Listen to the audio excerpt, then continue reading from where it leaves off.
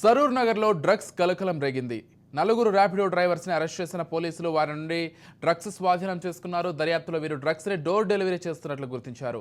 నలుగురు నిందితులు రాజస్థాన్ నుంచి హెరాయిన్ తెచ్చి గత 2 ఏళ్లుగా డ్రగ్స్ విక్రయాలు జరుపుతున్నారని పోలీసులు తెలిపారు. పోలీసులు నిందితుల వద్ద హెరాయిన్ స్వాధీనం చేసుకున్నారు.